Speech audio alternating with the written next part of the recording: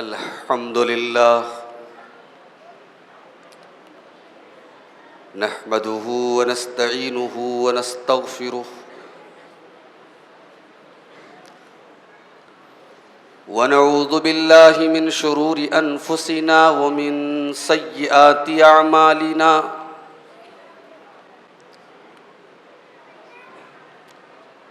من يهده الله فلا مضل له ومن يضلل فلا هادي له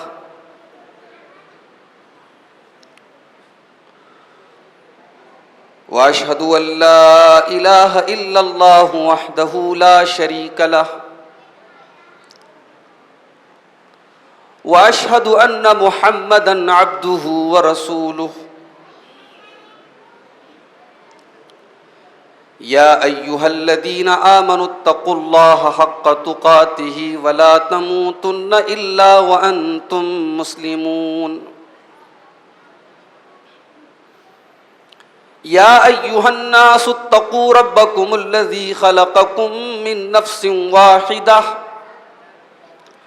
وخلق منها زوجها وبث منهما رجالا كثيرا ونساء واتقوا الله الذي تساءلون به والأرحام إن الله كان عليكم رقيبا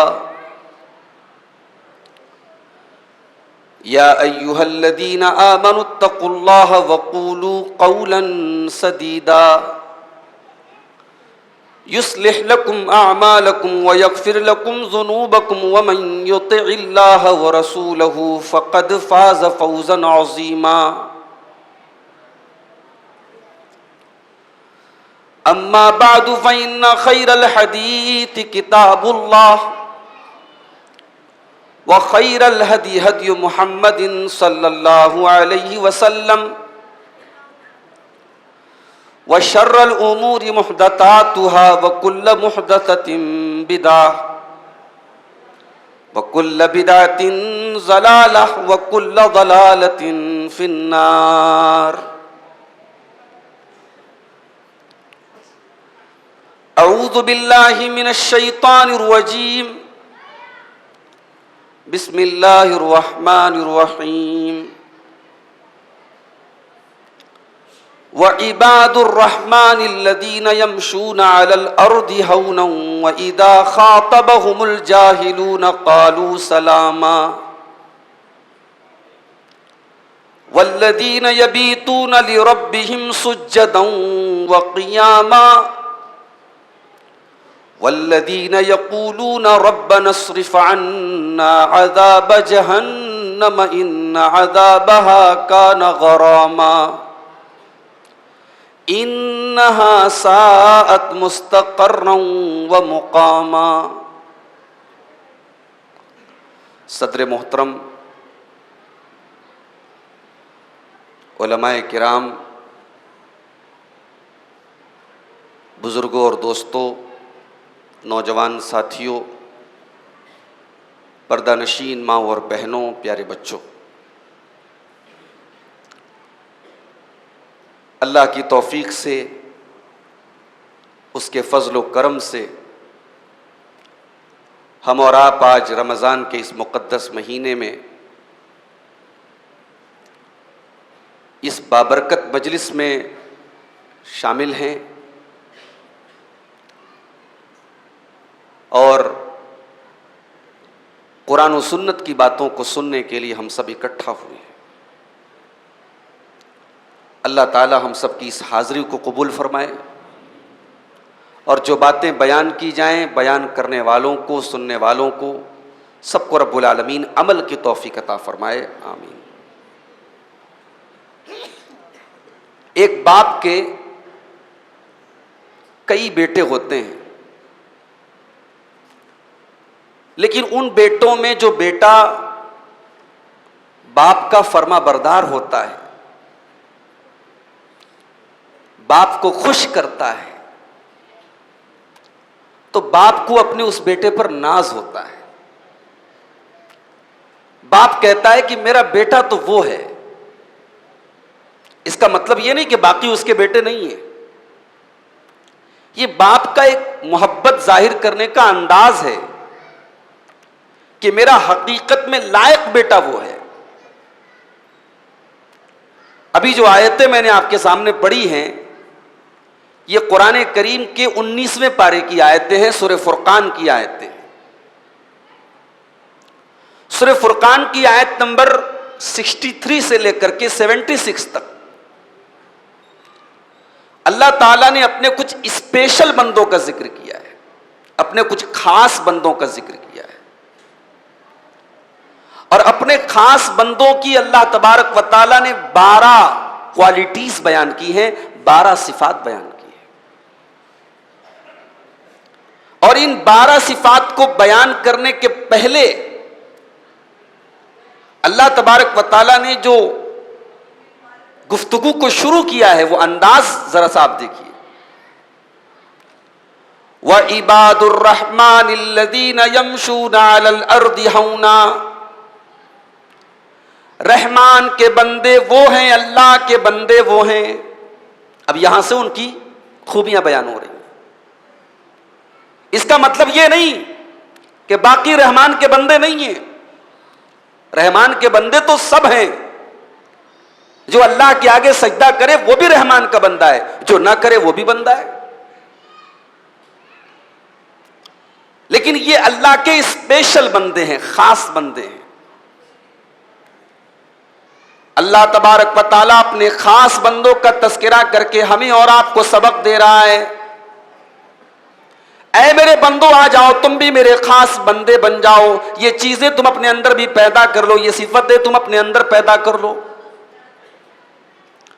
وَعِبَادُ الرَّحْمَنِ الَّذِينَ يَمْشُونَ عَلَى الْأَرْضِ هَوْنًا، رحمان کے بندے تو وہ ہیں جو زمین کے اوپر نرم چال چلتے ہیں، ان کی چال میں اکڑ نہیں ہے، ان کی چال میں تکبر نہیں ہے، ان کی چال میں گھمنڈ نہیں ہے، وہ جب بھی چلتے ہیں تو زمین کے اوپر نرمی کے ساتھ چلتے ہیں۔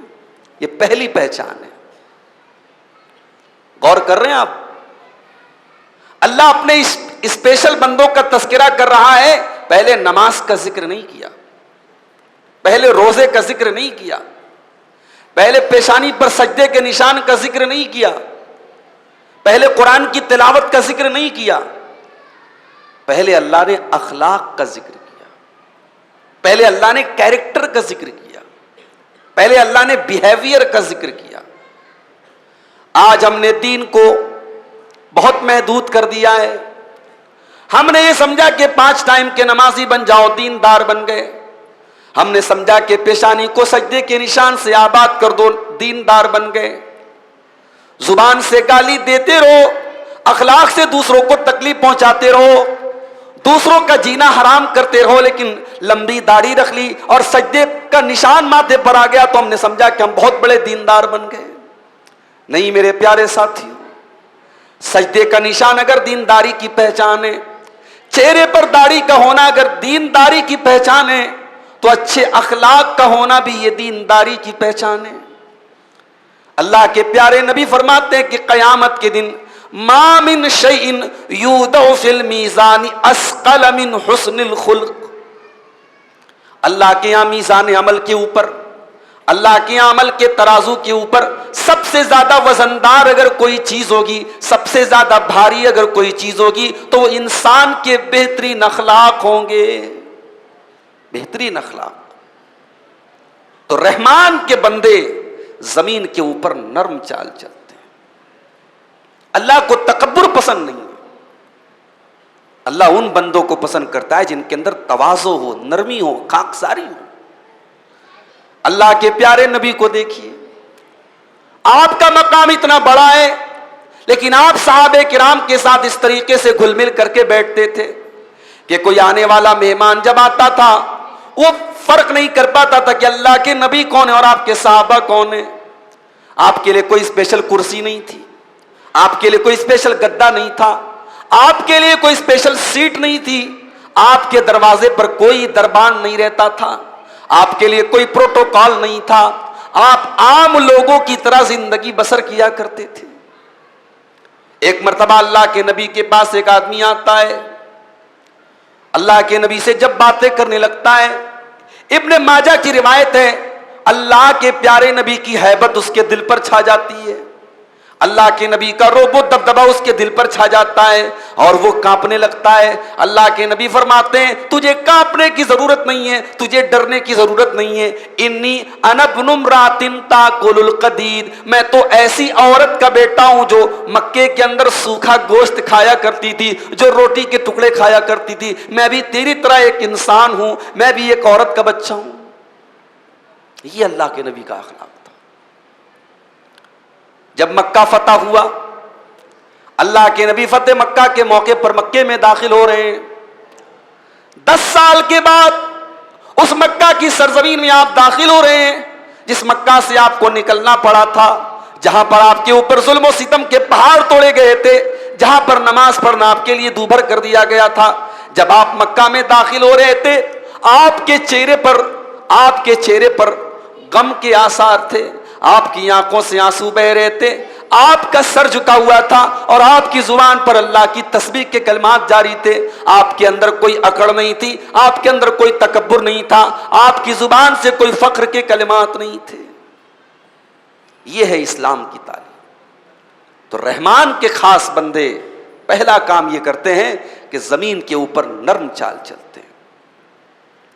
دوسری چیز، وَإِذَا خَاطَبَهُمُ الْجَاهِلُونَ قَالُوا سَلَامًا، اور رحمان کے خاص بندوں کی دوسری پہچان یہ ہے کہ جب جاہل ان کے منہ لگتے ہیں تو وہ سلام کہہ کر کے آگے بڑھ جاتے ہیں، وہ جاہلوں سے منہ نہیں لگتے، وہ جاہلوں سے بحث نہیں کرتے، وہ جاہلوں سے ڈیبیٹ نہیں کرتے۔ ہمارے یہاں کیا فارمولا ہے؟ اینٹ کا جواب پتھر سے دیا جائے، شیر کا جواب سوا شیر سے دیا جائے۔ معاف کیجئے، یہ اسلام کا فارمولا نہیں ہے۔ اسلام کا فارمولا یہ ہے کہ اینٹ پتھر کا جواب پھول سے دیا جائے۔ اسلام کا فارمولا یہ ہے کہ گالیوں کا جواب دعاؤں سے دیا جائے۔ اسلام کا فارمولا یہ ہے کہ غصے کا جواب حکمت سے دیا جائے۔ آج ملک کے حالات ہمارے سامنے ہیں، کس طریقے سے پورے ملک کے ماحول کو پولرائزڈ کیا جا رہا ہے، ہماری نظر ہے حالات کے اوپر۔ ہمارے نوجوانوں کا ایک طبقہ بڑا جوش مار رہا ہے کہ صاحب ہمارے ہاتھ پیر کو باندھ کے رکھا گیا ہے۔ آپ کے ہاتھ پیر کو باندھ کے نہیں رکھا گیا ہے۔ کسی ایک انسان کے جوش اور غصے کی وجہ سے اگر پوری کمیونٹی پریشانی میں آ سکتی ہے تو ایسے غصے اور ایسے جوش کو دبا لینا بہتر ہے۔ جوش بہت اچھی چیز ہے مگر جوش ہر جگہ کام نہیں دیتا ہے۔ صلح حدیبیہ کا موقع یاد کیجیے، اللہ کے پیارے نبی کافروں کے ساتھ صلح کر رہے ہیں اور صلح کے اندر یہ لکھا جا رہا ہے کہ اگر کوئی مکے کا کافر مسلمان ہو کر کے مدینہ آئے گا تو مدینہ والے اس کو لوٹا دیں گے، اور اگر مدینے کا کوئی مسلمان مکہ چلا جائے گا تو مکہ والے اس کو نہیں لوٹائیں گے۔ سیدھے سیدھے یہ اپنے آپ کو ڈاؤن کرنے والی بات تھی، اپنے آپ کو جھکانے والی بات تھی۔ صحابہ کرام اس کے لیے تیار نہیں ہیں۔ حضرت عمر فاروق رضی اللہ تعالیٰ عنہ تو بڑے غصے میں ہوتے ہیں، اے اللہ کے نبی کیا ہم حق پر نہیں ہیں، کیا وہ باطل پر نہیں ہیں؟ اے اللہ کے نبی کیا ہم صحیح نہیں ہیں اور وہ لوگ غلط نہیں ہیں؟ پھر اے اللہ کے نبی یہ ہم کیوں اپنے آپ کو جھکا رہے ہیں، ہم کیوں کمپرومائز کر رہے ہیں، ہم کیوں سمجھوتا کر رہے ہیں؟ اللہ کے نبی کہتے عمر صبر سے کام لو، یہی اللہ کا حکم ہے۔ اور دنیا کی تاریخ نے دیکھا کہ بدر و احد کی لڑائی نے وہ کام نہیں کیا جو حدیبیہ کی صلح نے کر دیا۔ صلح حدیبیہ کے 2 سال کے بعد مکہ فتح ہو گیا اور قرآن کی آیت نازل ہوتی ہے، اذا جاء نصر اللہ والفتح ورأیت الناس فی دین اللہ یدخلون افواجا۔ لوگ اللہ کے دین میں فوج در فوج داخل ہونے لگتے ہیں، اسلام قبول کرنے لگتے ہیں۔ جنگ کے ماحول میں اسلام نہیں پھیل رہا تھا، امن کے ماحول میں اسلام پھیلنے لگا۔ تو قرآن کہتا ہے کہ جاہل کا جواب جہالت سے نہ دیا جائے۔ وَإِذَا خَاطَبَهُمُ الْجَاهِلُونَ قَالُوا سَلَامًا، اللہ کے خاص بندے جب جاہلوں کے منہ لگتے ہیں تو جاہلوں کو سلام کہہ کر کے آگے بڑھ جاتے ہیں۔ بھئی ہم بائک سے نکلے، اب کتا ہمیں دیکھ کر کے بھونکنے لگا، تو ہم تھوڑی بھوکیں گے بھائی, ہم بائک کی سپیڈ بڑھا کے آگے بڑھیں گے نا, کتے کا کام ہے بھوکنا. آپ اگر صحیح راستے پر ہیں, صحیح منہج پر ہیں, آپ اپنا کام کیجئے. ہر بات کا جواب ضروری نہیں, ہر آدمی کو پلٹ کے جواب دینا ضروری نہیں, ہر ایکشن کا ری ایکشن ضروری نہیں ہے. تو یہ دوسری پہچان ہے اللہ کے خاص بندوں کی کہ وہ جاہلوں کے منہ نہیں لگتے ہیں, جاہلوں کو سلام کہہ کر کے آگے بڑھ جاتے ہیں.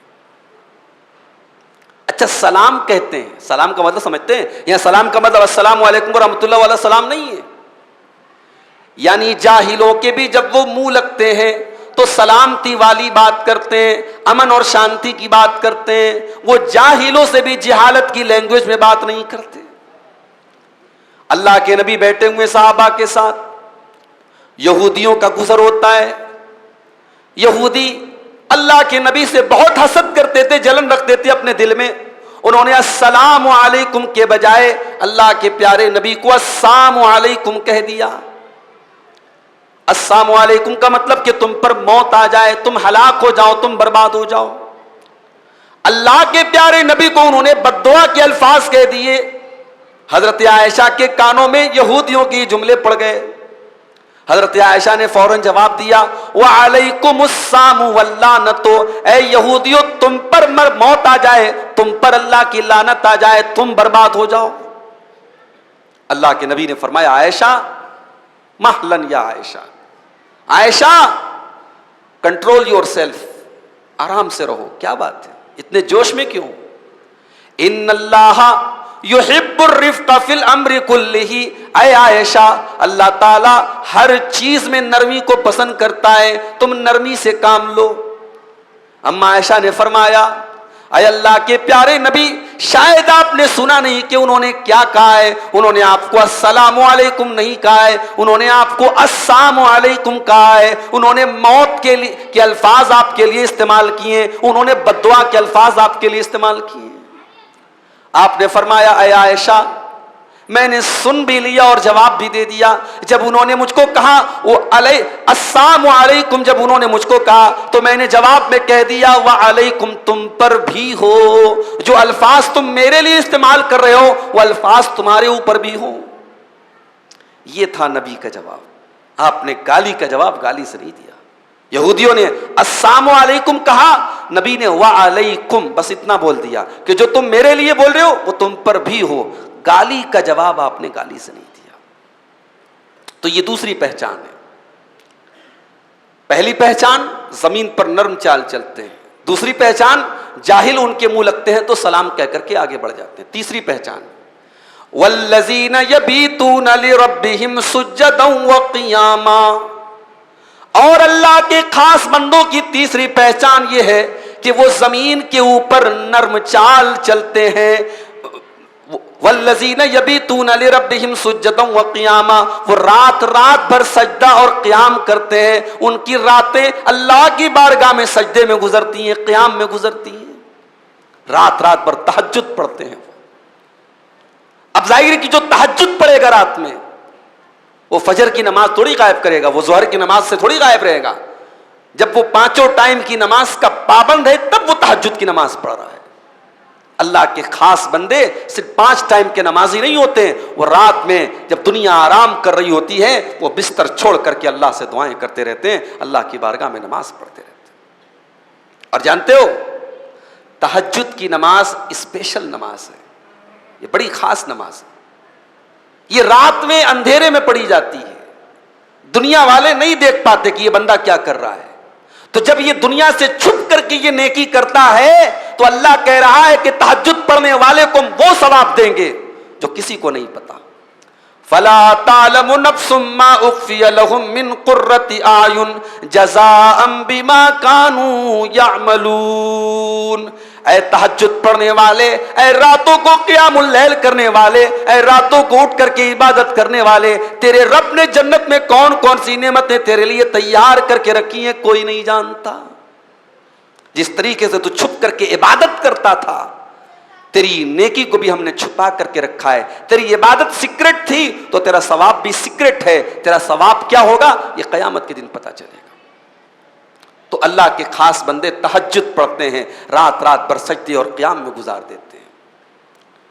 اتنے بڑے نمازی ہیں، اتنے بڑے پرہیزگار ہیں، رات رات بھر تہجد کی نماز پڑھنے والے ہیں۔ اتنا عمل اگر ہم اور آپ کرتے تو شاید جنت کو اپنے باپ کی جاگیر سمجھتے۔ اتنی نیکی اگر ہم اور آپ کر دیں تو ایسا سمجھے کہ اب تو جہنم کی آگ ہم کو چھو بھی نہیں سکتی ہے۔ مگر اللہ کے خاص بندے رات رات بھر تہجد کی نماز پڑھنے کے باوجود اللہ سے دعائیں کرتے ہیں۔ والذین یقولون ربنا اصرف عنا عذاب جہنم، وہ دعا کرتے ہیں کہ پروردگار تو جہنم کے عذاب سے ہم کو بچا لے۔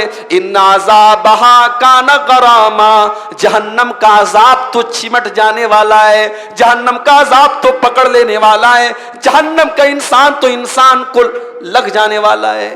انہا ساعت مستقرا و مقاما، جہنم تو بہت ہی بری جگہ ہے، بہت ہی برا ٹھکانہ ہے۔ یہ چوتھی پہچان ہے ان کی، وہ جہنم سے اللہ کی پناہ مانگتے ہیں۔ 4 چیزیں ہو گئی، 12 چیزیں بیان کرنا ہے مجھ کو، اس کے بعد شیخ یعقوب جامی صاحب کو بولنا ہے۔ 5ویں چیز، والذین اذا انفقوا لم یسرفوا ولم یقتروا وکان بین ذلک قواما، اللہ کے خاص بندے، اللہ کے اسپیشل بندے کی 5ویں پہچان، جب وہ خرچ کرتے ہیں تو نہ تو بخیلی اور کنجوسی کرتے ہیں، نہ تو فضول خرچی کرتے ہیں، بلکہ بیچ کا راستہ اپناتے ہیں۔ انسان کیا سوچتا ہے کہ مال میرا ہے، میں جہاں چاہے وہاں خرچ کروں، یہ نہیں، ایسا نہیں ہے۔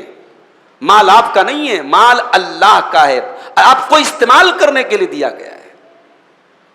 آپ منمانی نہیں کر سکتے اس مال میں، منمانی کریں گے اللہ چھین لے گا اس مال کو۔ مال کا حساب ہوگا کل قیامت کے دن۔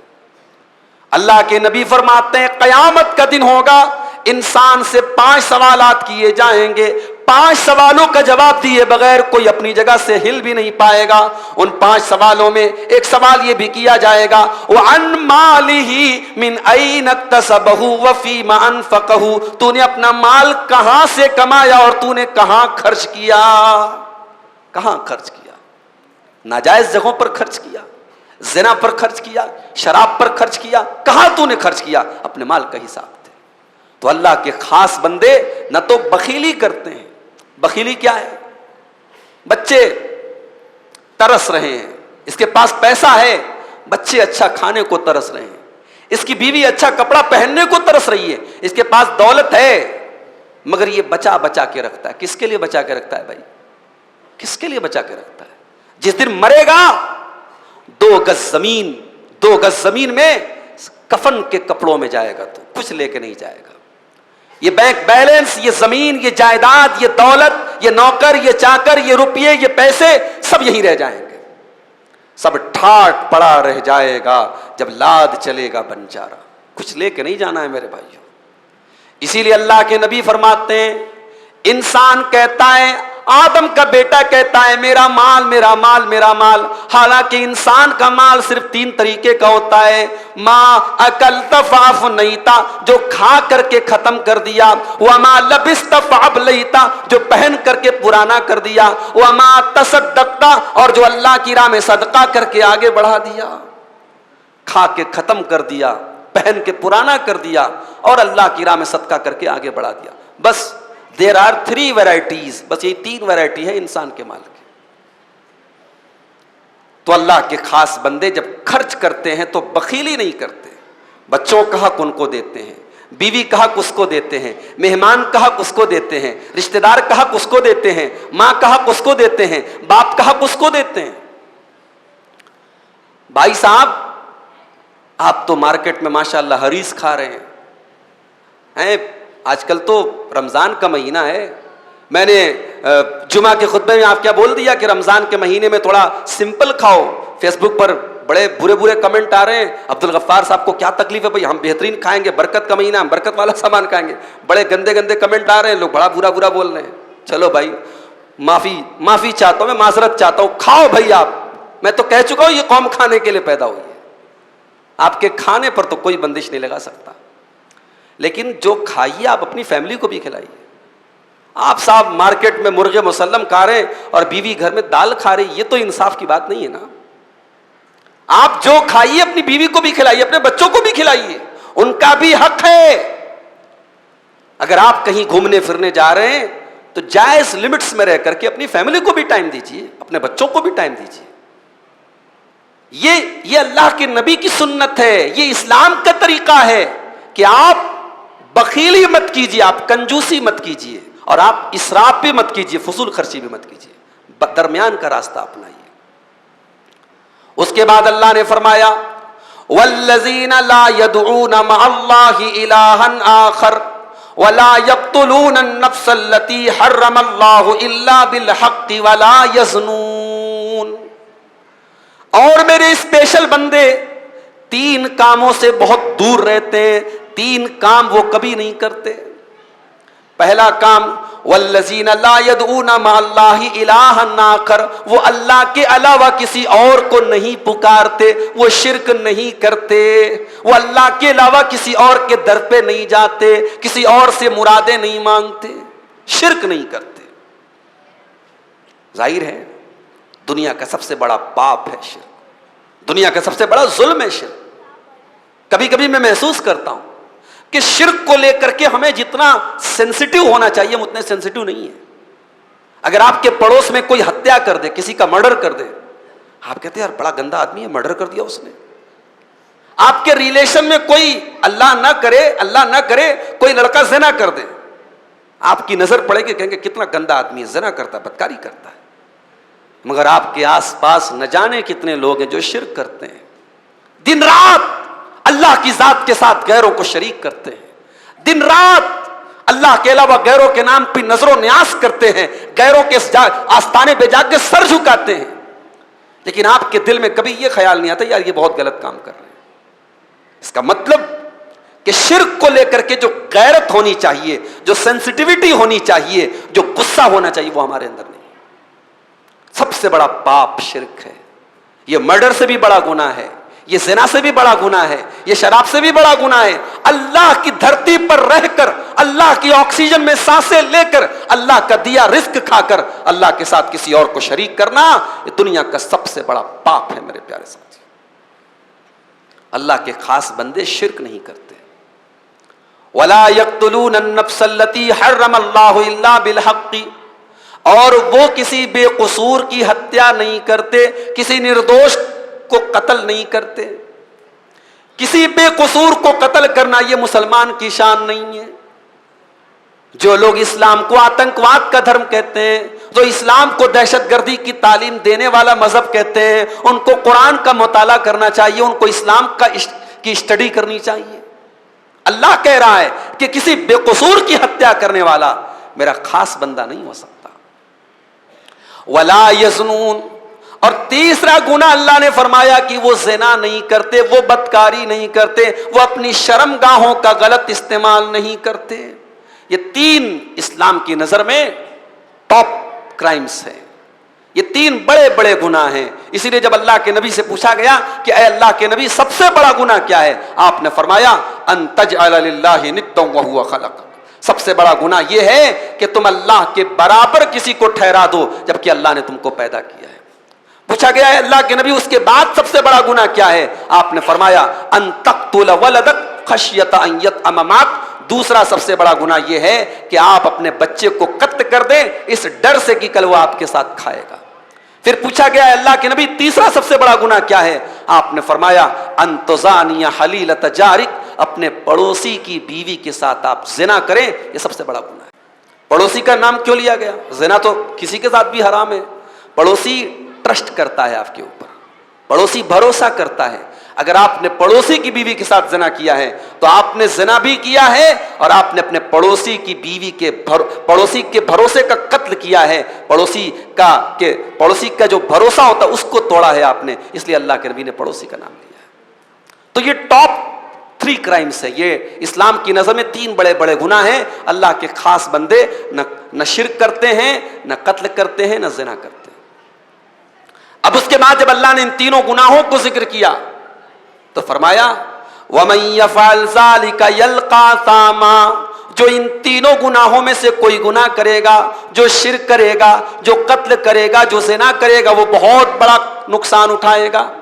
یضاعف له العذاب یوم القیامت ویخلد فیہ مہانا، اس کے لیے عذاب کو ڈبل کر دیا جائے گا اور وہ ہمیشہ ہمیشہ جہنم میں رہے گا. جو شرک کرے گا وہ ہمیشہ ہمیشہ جہنم میں رہے گا. جو اور کوئی گناہ کرے گا تو اپنے گناہ کے حساب سے وہ لمبی سزا پائے گا، لیکن شرک کرنے والا ہمیشہ جہنم میں رہے گا. لیکن جب اللہ نے گناہ کا ذکر کیا تو توبہ کا بھی ذکر کیا. اسلام ون وے ٹریفک کا قائل نہیں ہے کہ گناہ کے بارے میں بتا دیا اور گناہ سے باز آنا چاہے، کوئی گناہ کو چھوڑنا چاہے تو اس کا کوئی راستہ ہے کہ نہیں. اللہ نے اس کا بھی راستہ بتایا. الا من تاب وآمن وعمل عملا صالحا، ہاں اگر کوئی ایمان لے آئے اور نیک عمل کر لے اور سچی توبہ کر لے، فَأُولَئِكَ يُبَدِّلُ اللَّهُ سَيِّئَاتِهِمْ حَسَنَاتٍ، ایسے لوگوں کے گناہوں کو اللہ تعالیٰ نیکیوں میں بدل دے گا. وَكَانَ اللَّهُ غَفُورًا رَحِيمًا، اللہ تعالیٰ سب کچھ معاف کرنے والا، رحم کرنے والا ہے. سچی توبہ کر لیجئے، سچی توبہ کر لیجئے، اللہ سارے گناہوں کو معاف کر دے گا اور معاف ہی نہیں کرے گا، آپ کے گناہوں کو نیکیوں میں بدل دے گا. اب یہ گناہوں کو نیکی میں کیسے بدلے گا؟ علماء کہتے ہیں کہ اس کی دو صورت ہو سکتی ہے. ایک تو یہ کہ کل تک جو زنا کرتا تھا، کل تک جو قتل کرتا تھا، کل تک جو شرک کرتا تھا، اب جب وہ سچی توبہ کر لے گا تو اسی ریشیو سے اللہ تعالیٰ اس کو نیکی کی توفیق دے گا. وہ نماز پڑھے گا، وہ تراویح پڑھے گا، وہ روزہ رکھے گا، وہ صدقہ خیرات کرے گا، وہ تلاوت کرے گا. تو جتنے گناہ کرتا تھا اسی لیول کی اب وہ نیکیاں کرے گا. ایک مطلب تو یہ ہے اس آیت کا. اور دوسرا مطلب یہ بھی ہو سکتا ہے کہ اگر انسان سچی توبہ کرے تو اللہ تبارک و تعالیٰ اس کے نام اعمال کے سارے گناہوں کو ڈیلیٹ کر کے اس کے گناہوں کو نیکی میں بدل دے گا. اللہ کی رحمت کے لیے کچھ امپاسبل نہیں ہے، اللہ کے لیے کچھ بھی امپاسبل نہیں ہے. اگر انسان کی توبہ سچی ہو تو اللہ تبارک و تعالیٰ انسان کے گناہوں کو نیکی سے بدل دے گا. گناہ کا ہو جانا بڑی بات نہیں ہے میرے بھائیوں، گناہ کے بعد سچی توبہ کا ہونا یہ بڑی بات ہے. اسی لیے اللہ کے نبی فرماتے ہیں کل بنی آدم خطاؤن، آدم کے سارے بیٹے خطا کار ہیں، آدم کے سارے بیٹے گنہگار ہیں. وخیر الخطائین التوابون، اور سب سے بہترین خطا کار وہ ہیں جو توبہ کر لیں، جو اللہ سے معافی مانگ لیں. اس لیے سچی توبہ کر لیجیے. اللہ ہم سب کو سچی توبہ کرنے کی توفیق عطا فرمائے. سچی توبہ کس کو کہتے ہیں؟ اس کو نوٹ کر لیجئے. سچی توبہ کے اندر تین چیزوں کا ہونا ضروری ہے. سن رہے نہیں سن رہے آپ؟ سچی توبہ کے اندر تین چیزوں کا ہونا ضروری ہے. پہلی چیز، آپ کو اپنے گناہ پر شرمندگی ہو، ندامت ہو، یہ احساس ہو کہ ہاں میں نے غلط کام کیا. دوسری چیز، آئندہ اس گناہ کو نہ کرنے کا پکا ارادہ کیجئے. اور تیسری چیز، اس گناہ کو فوراً چھوڑ دیجئے. یہ تین چیزیں جب تک نہیں ہوگی تب تک توبہ کا کوئی مطلب نہیں ہے. آپ توبہ کرتے رہیے، غلط کام کرتے رہیے، نہیں. توبہ کا مطلب ہے آپ غلط کام کو چھوڑ دیجئے، اس کے اوپر شرمندہ ہو جائیے اور آئندہ اس گناہ کو نہ کرنے کا پکا ارادہ کیجئے. یہ توبہ ہے. اس کے بعد اللہ نے فرمایا وَمَن تَابَ وَعَمِلَ صَالِحًا فَإِنَّهُ يَتُوبُ إِلَى اللَّهِ مَتَابًا، جو توبہ کرتا ہے اور نیک عمل کرتا ہے وہ حقیقت میں اللہ کی طرف پلٹ کر کے آتا ہے.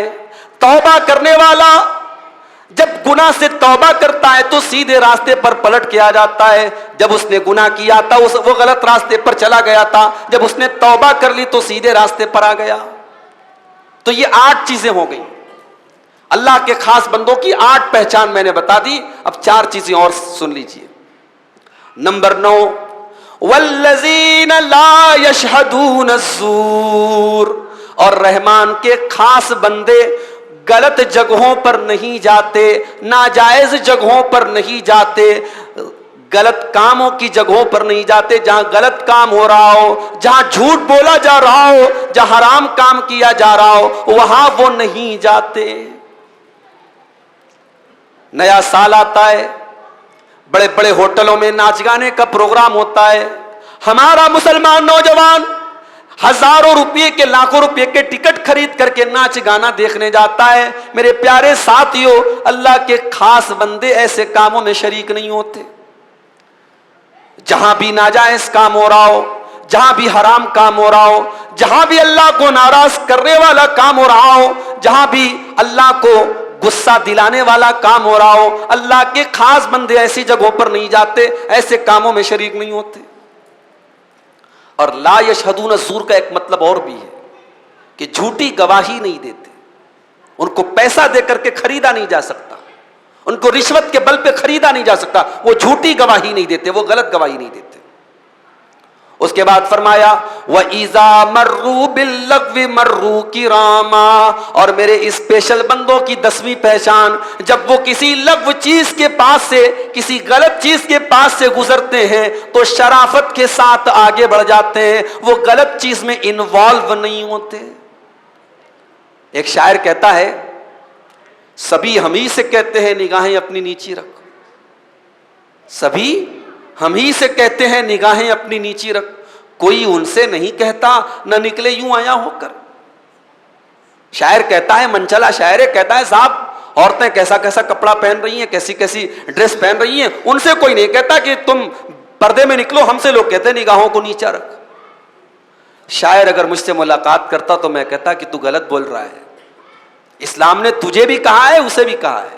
اگر اسلام نے تجھے کہا ہے کہ اپنی نگاہوں کو نیچی رکھ، تو اسلام نے عورت سے بھی کہا ہے کہ تو پردے میں نکل، تو اپنی زینت کو غیروں کے سامنے ظاہر مت کر.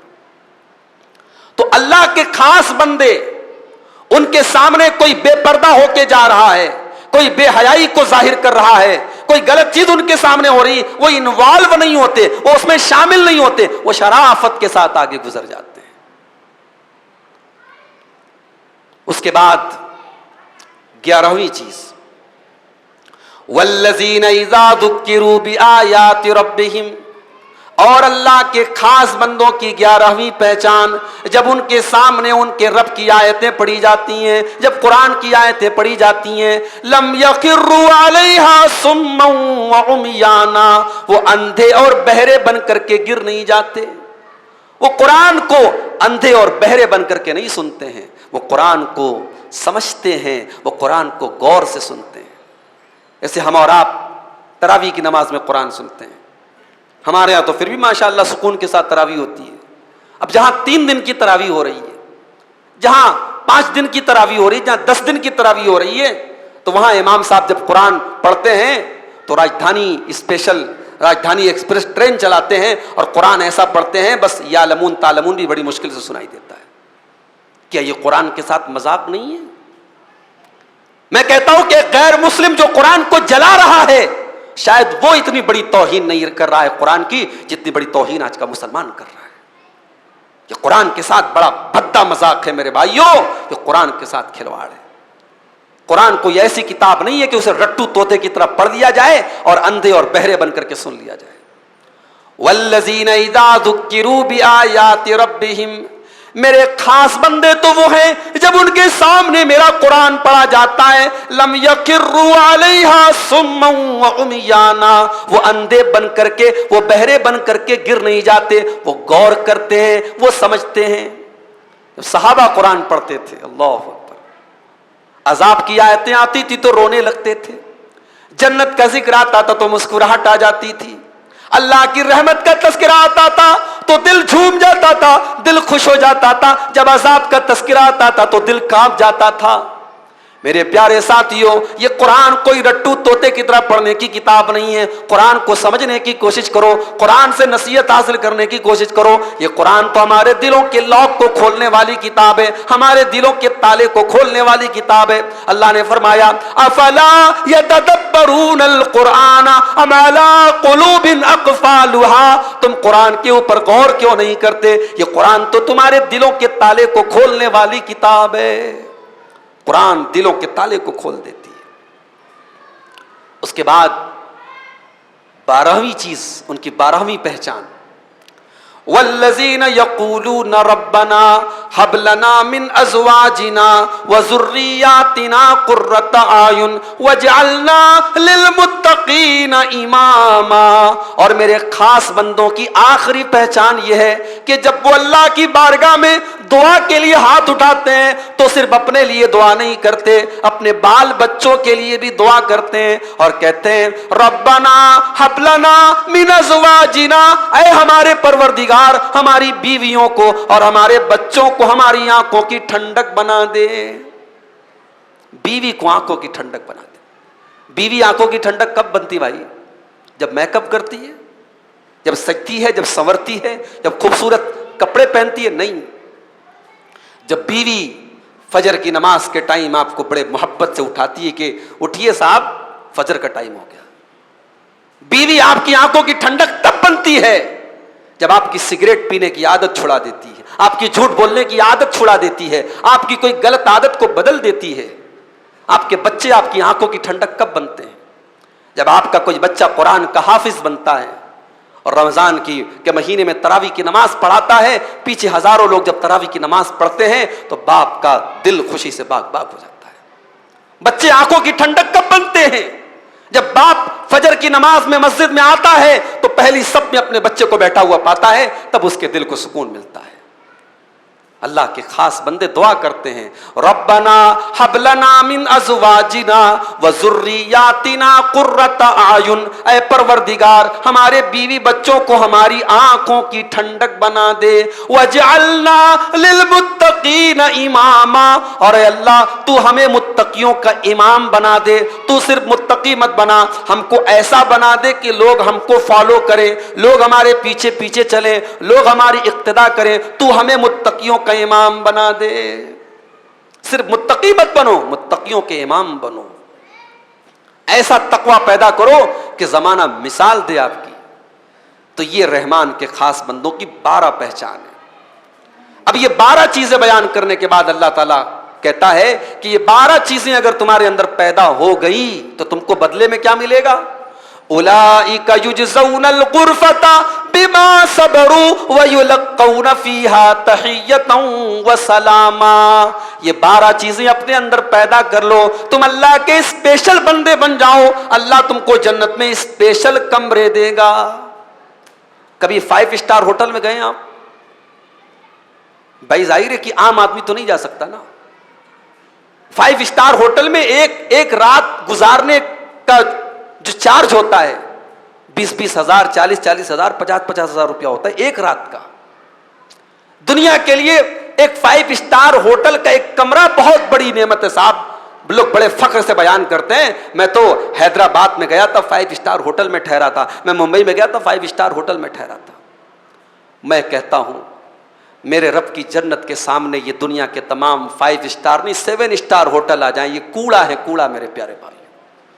میرے رب کے جنت کے جو کمرے ہوں گے، ہائے ہائے ان کی خوبصورتی کے کیا کہنے، ان کی رونق کے کیا کہنے۔ اللہ کے نبی فرماتے ہیں کہ جنت کا ایک کوڑا رکھنے کی جگہ، کوڑا سمجھتے ہیں ہنٹر، ایک ہنٹر کتنا بڑا ہوتا ہوگا؟ ایک اسکوائر فٹ کا ہوتا ہوگا۔ جنت میں 1 اسکوائر فٹ کا ایریا دنیا کی تمام نعمتوں سے بہتر ہے۔ کرنول کا سب سے پوش ایریا، حیدرآباد کا سب سے قیمتی علاقہ، ممبئی کا سب سے قیمتی علاقہ جنت کے 1 اسکوائر فٹ ایریا کے برابر نہیں ہے، اللہ کے نبی فرماتے ہیں۔ تو جنت، ان کو جنت دے گا اللہ، وہ اسپیشل بندے تھے، اللہ ان کو اسپیشل کمرے دے گا جنت میں۔ اولئک یجزون الغرفۃ بما صبروا، اللہ تعالیٰ ان کو جنت میں اسپیشل کمرے دے گا کیونکہ انہوں نے دنیا میں صبر کیا تھا۔ یہ جو 12 چیزیں ہیں اس میں صبر کی ضرورت پڑے گی۔ اگر آپ کو اپنے اندر سے تکبر ختم کرنا ہے صبر کرنا پڑے گا، جاہل کا جواب محبت سے دینا ہے صبر کرنا پڑے گا، رات میں تہجد کی نماز پڑھنی ہے صبر کرنا پڑے گا، فضول خرچی سے بچنا ہے صبر کرنا پڑے گا، شرک سے بچنا ہے صبر کرنا پڑے گا، قتل سے بچنا ہے صبر کرنا پڑے گا، زنا سے بچنا ہے صبر کرنا پڑے گا، حرام جگہوں پر جانے سے اپنے آپ کو بچانا ہے صبر کرنا پڑے گا۔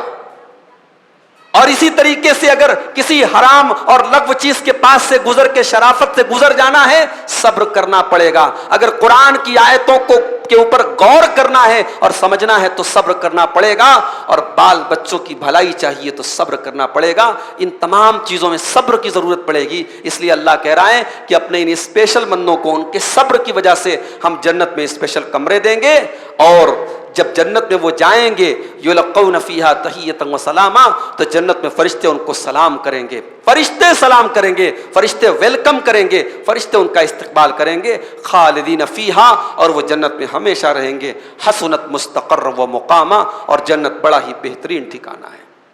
تو میرے بھائیوں، یہ اللہ تعالیٰ نے اپنے خاص بندوں کی 12 چیزیں، 12 کوالٹیز بیان کی ہیں۔ میں امید کرتا ہوں کہ ان 12 چیزوں کو ہم اپنے اندر پیدا کرنے کی کوشش کریں گے۔ اللہ تعالیٰ سے دعا ہے رب العالمین ہمارے اندر یہ 12 صفات پیدا فرما دے، رب العالمین ہمارے اندر جو کمیاں اور کوتاہیاں ہیں ان کو معاف کر دے، اپنے خاص بندوں میں اللہ تعالیٰ ہم سب کو شامل فرما دے، آمین۔ وآخر دعوانا الحمد للہ رب العالمین، والسلام علیکم ورحمۃ اللہ وبرکاتہ۔